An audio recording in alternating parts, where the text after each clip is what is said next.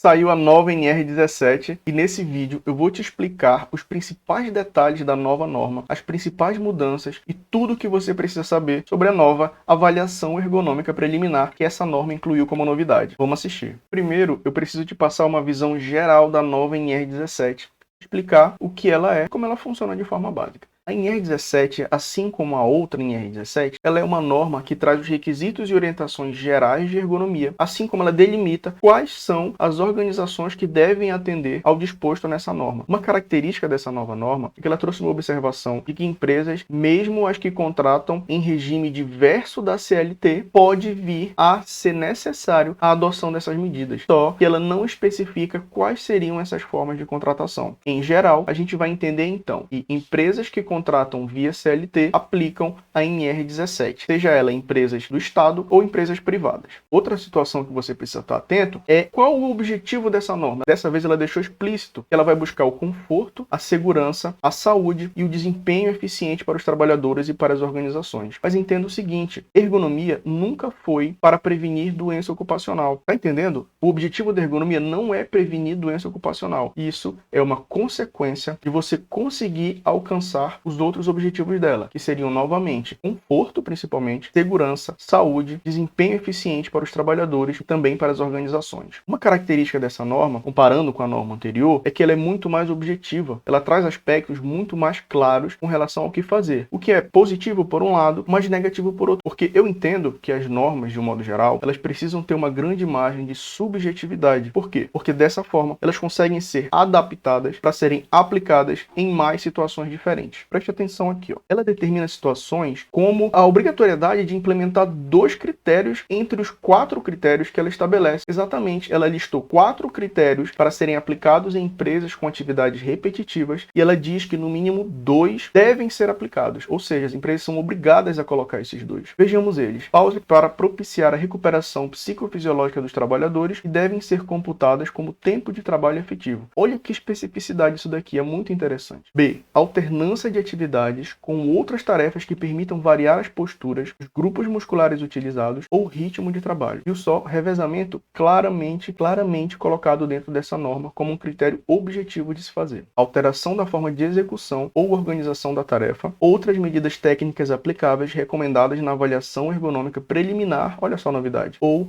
na análise ergonômica do trabalho que a gente já conhece. Então, agora as empresas em atividades repetitivas que têm alguma carga de trabalho, você precisa colocar pelo menos 2 dessas. Não tem como correr, não tem para onde correr. Você tem que colocar no mínimo 2 dessas opções que a norma traz agora expressamente. O que está implícito na norma? Essa norma ela tem algumas situações, está implícito algumas coisas que ela não diz claramente, mas que lendo você consegue perceber dela. Eu vou te mostrar algumas sobre a minha percepção. Essa norma ela busca facilitar a burocracia envolvida, especialmente no que diz respeito à implementação das medidas de melhoria. Essa norma ela foi escrita de forma claramente para fazer com que as empresas façam a melhoria independente da burocracia. Isso mesmo, ela quer que as empresas façam as melhorias, olhem o problema, registrem o problema e façam as melhorias logo. Não esperem um profissional terceirizado vir para fazer uma análise ergonômica complexa. Não, a empresa observou, ela vai registrar o que ela observou, fazer a melhoria e registrar a melhoria. É para ser simples assim. O objetivo dessa norma é simplificar para os trabalhadores e para as empresas com o objetivo de proporcionar conforto, saúde, segurança e eficiência. Novidade que essa norma trouxe. A principal novidade é, de fato, a avaliação ergonômica preliminar. É uma novidade, não confunda com a análise ergonômica preliminar. E a norma deixou claro que são duas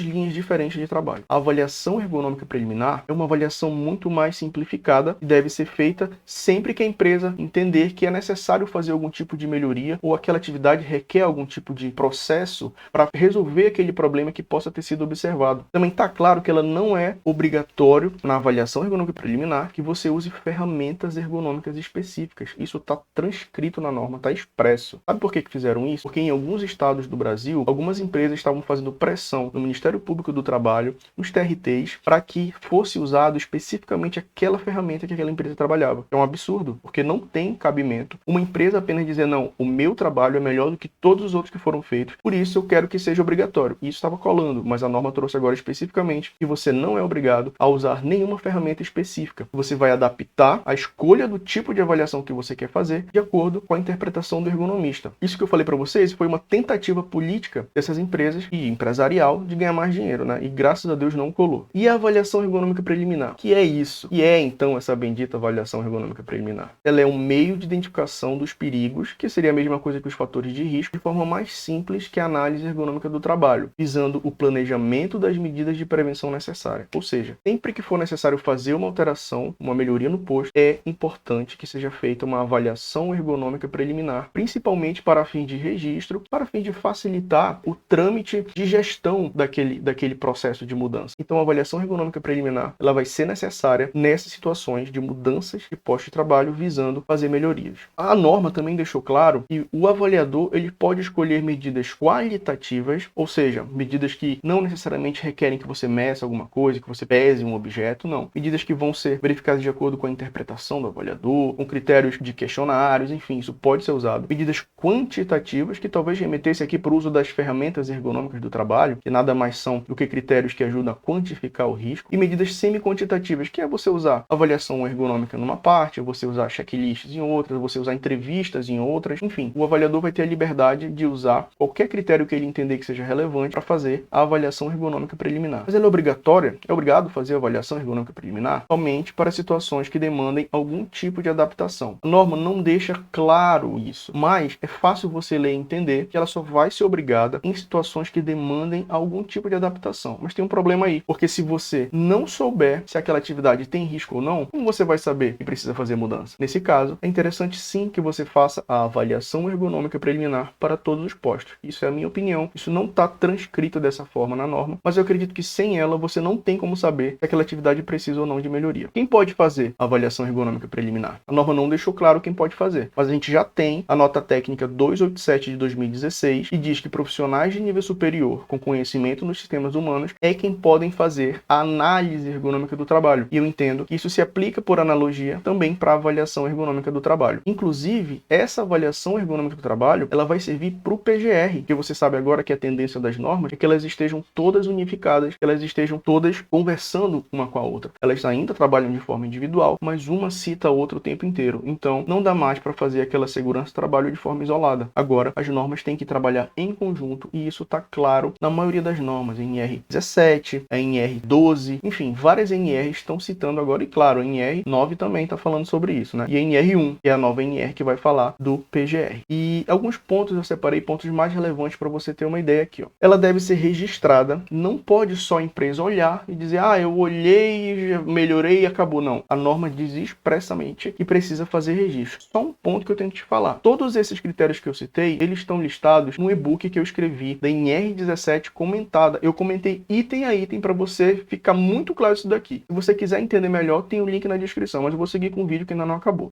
Ela deve possuir um plano de ação das medidas de melhoria propostas. Não dá mais para o ergonomista simplesmente fazer análise, entregar e a empresa não saber mais o que fazer. É preciso que o profissional que fez a avaliação ou a análise ergonômica entregue também um plano de ação para que aquela empresa saiba o que fazer a partir daquilo. E também ela é dispensada caso a empresa opte por fazer a análise ergonômica do trabalho, porque não faz sentido você fazer uma avaliação mais simples se você fez uma avaliação mais aprofundada como a análise ergonômica do trabalho. Por hoje é só, espero que você tenha gostado.